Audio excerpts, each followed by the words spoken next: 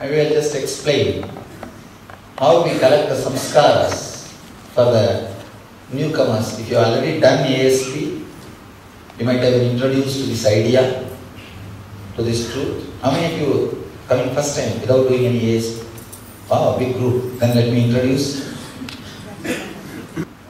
Here I am trying to present it through a simple diagram. How you collect engrams.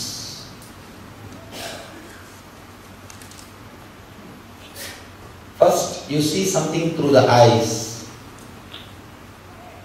And the five, actually, eyes are dead mechanism. The energy which sees through the eyes is different from eyes. The file goes to the energy through which you see through the eyes. That is what we call chakshu. Please understand. Eyes are by themselves have no intelligence to see. Have no energy to see. There is something else seen through the eyes. That is why sometimes even if the eyes are open, if you are intensely listening to music, you will not be able to see.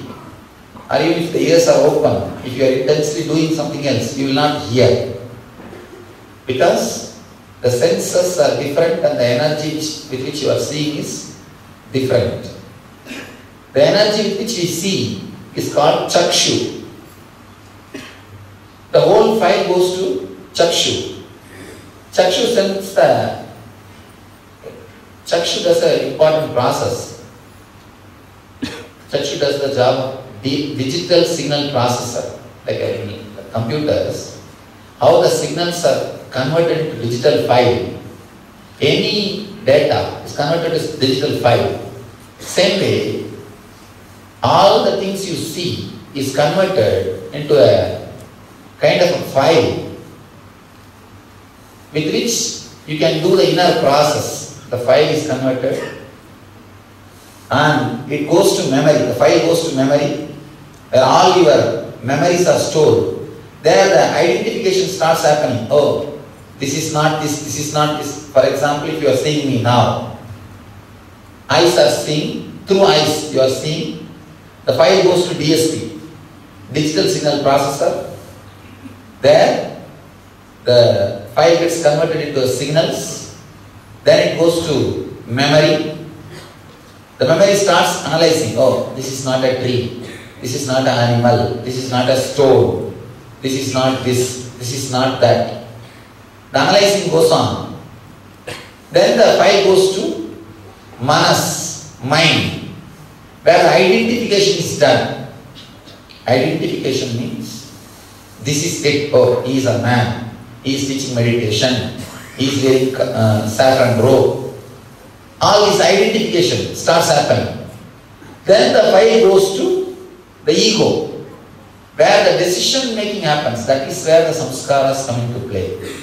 Please understand, the ego starts thinking, what is there for me at this situation, in this moment?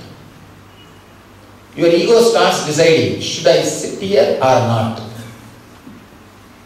If you already had some good idea or opinion or experience with whatever way you classify me, if you classify me as a yoga teacher, if you already have a good experience, earlier yoga teachers, you will say, let me sit. If you classify me as a spiritual leader, if you already had a good experience with spiritual leader, you will say, oh, let me sit. If you whatever way you classify me, with your past experience you will decide. If you did not have a good past experience, then actually what you will say, oh, this is not for me, let me get up and go. This is not the place for me, this is not the thing for me. You will just say, let me get up and go. You will decide based on how you classify me. That decision making, the problem is it has gone. I think all samskaras have disappeared. Anyhow, better let me explain with this.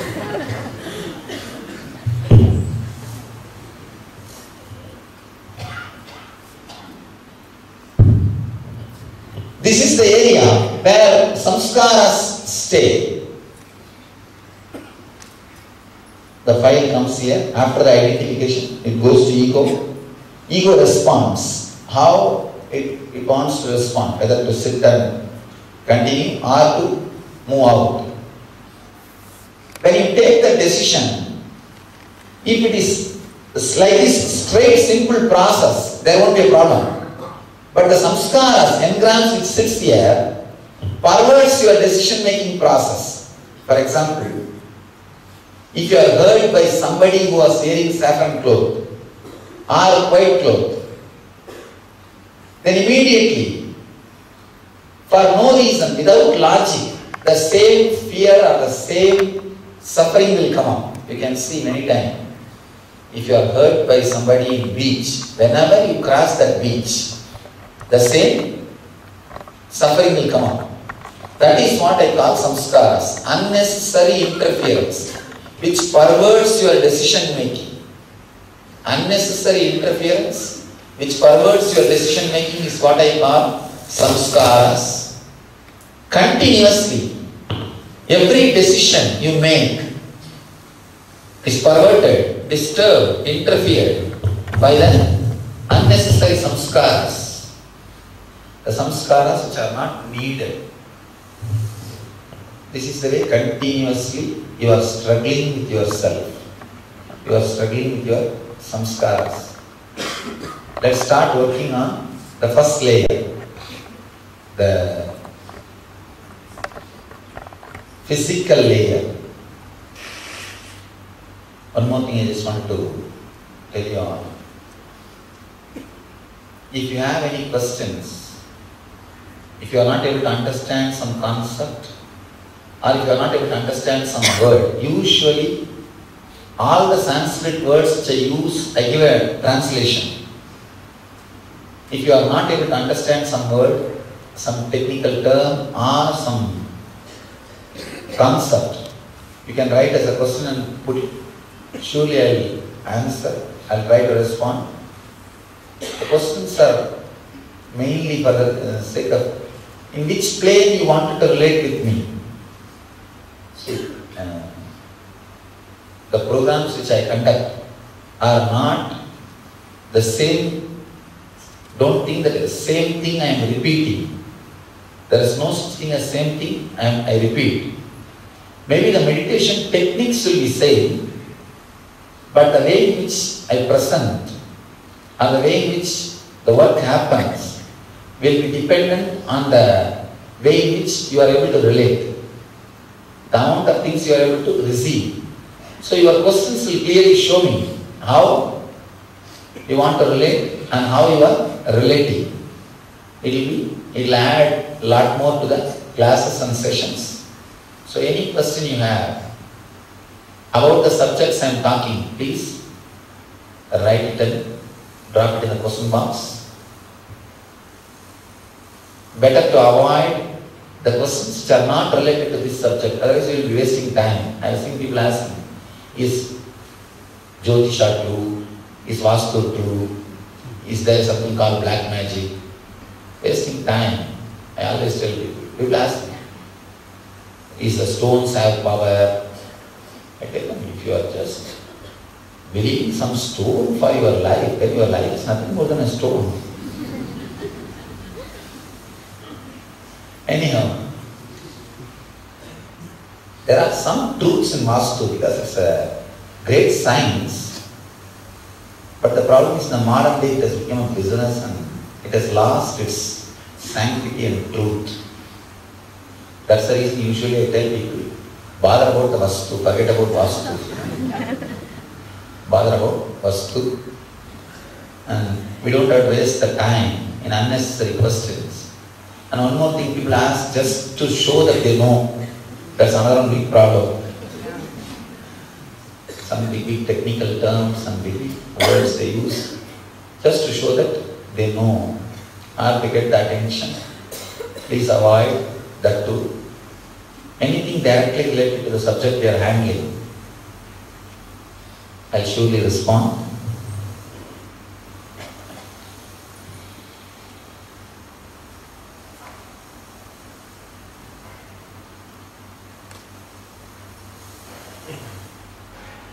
This diagram will explain how the samskaras pervert your decision making, how the samskaras misguide your handling your mind, you handling your mind.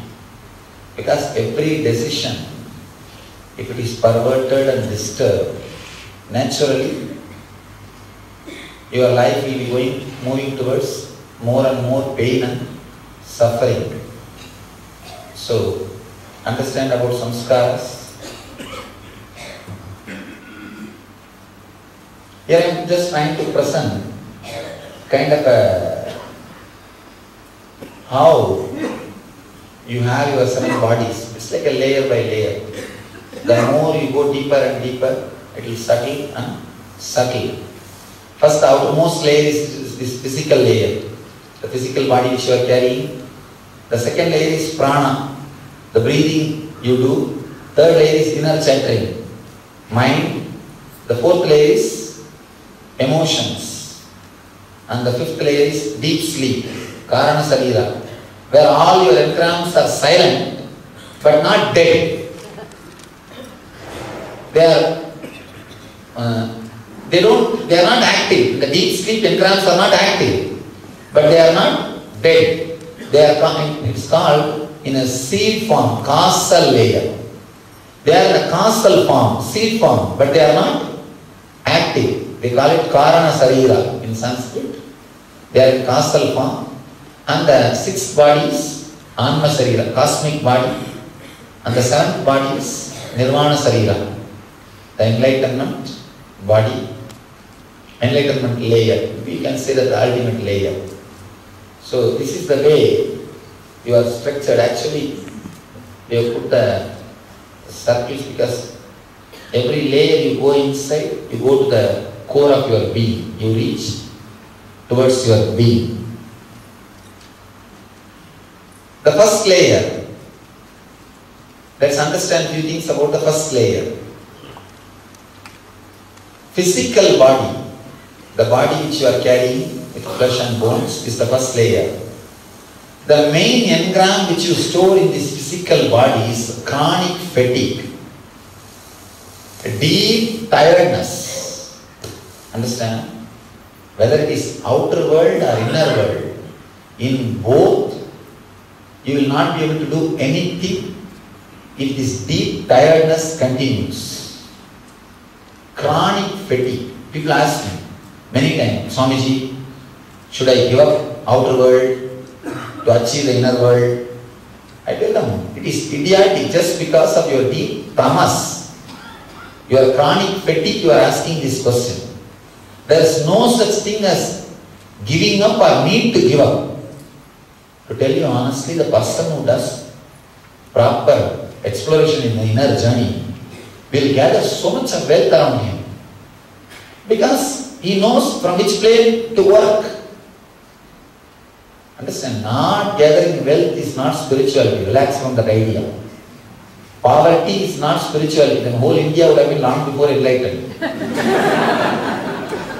No, it's an idiotic idea of associating poverty with spirituality. Associate poverty with your nonsensical foolishness and laziness. See, some religions have started making poverty as a spirituality. These guys wanted to give some consolation for the poor guys. It's actually political. The person who is having has to keep the person who does not have in silence without doing the revolution or revolting. So he created priests who will go around and constantly preach, blessed are poor. What kind of blessing is there in poverty? I don't understand. No, I tell you, I lived in poverty. I lived in utter poverty. And still I live in poverty. My whole monthly expense is 45 rupees. That's all is my monthly expense. My blade and the soap. Nothing else. The same food which is given to everybody I eat. Of course, this whole set dress is $3. $3 means what? Maybe 150 rupees. That's all. Nothing else. And my whole life, the average per month expense is 45 rupees. It comes. Every year some 2-3 set. Unknown chappal is 45 rupees, over. I live in poverty, I tell you. Poverty has nothing to do with spirituality. Of course, I live in poverty as my option, not as anything else. I lived in poverty. I have seen. Poverty has something to do with your deep laziness. It's something to do with your deep laziness. People who can't achieve anything, who are caught in this laziness, the chronic fatigue, they live in poverty. Not only that, they live in deep inner poverty also. They will have poverty in the inner world and the outer world, both. To remove the tamas, only tapas is given. Tapas means doing something which you feel you can't do. Understand? In Sanskrit we have a word, asatya sadhaka. If you think you cannot walk 100 miles, try at least once and finish walking 100 miles. Take 20 days off from your routine. I tell you, if you do something which you feel you can never do, the respect towards you, the respect which you have towards you will just develop, explode. Self-respect is the first important thing for life. Doing something which you think you can't do. Chronic fatigue is the first samskara, first layer you are carrying. You can see in your life. If you just work for 5-6 hours, you feel you have done something great. And the idea you have to become tired after this time comes because of this chronic fatigue. Understand one important truth. Chronic fatigue comes the moment you take your life for granted. When you don't celebrate your life, fatigue happens, boredom happens. Boredom is the root cause for fatigue. You think the same routine you are following. One king who had this boredom, always kings fall into boredom. See, kings are the idiots who have wealth and doesn't know how to enjoy. No, really. Let me tell you, without the knowledge or the inspiration to enjoy, if you gather wealth around you, you will become like king. You will have depression. Wealth brings depression many times.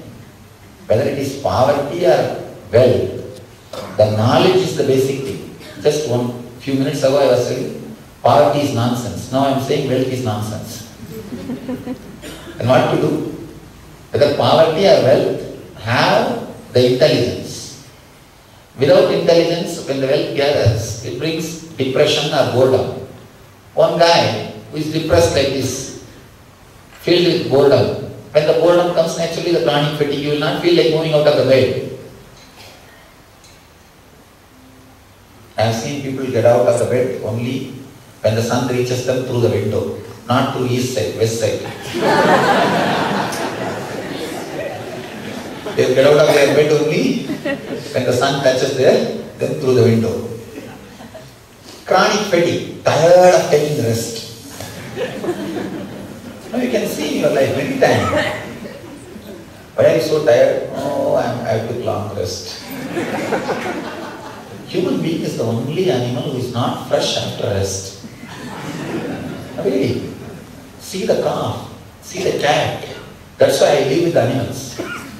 Near my quarters, no human beings are there. I don't want to see them early morning.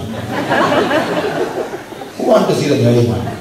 I want to see the calf and cats. I want to see the animals. Because they are so alive. The moment they get up, they stretch the whole body, jump around. Even if they are tied with the rope they just jump wherever they are. So fresh. And these fellows, the moment they get up early morning, what they do? Roll and lie down. Just roll in bit, turn this side and pull the blanket. The chronic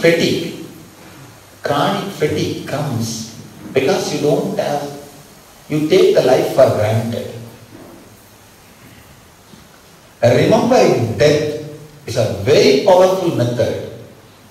Going through the death is a very powerful method to remove the chronic fatigue, to remove that feeling of boredom. Then you won't take your life for granted. Then you know what all you will miss if you die. What all you are given by the life.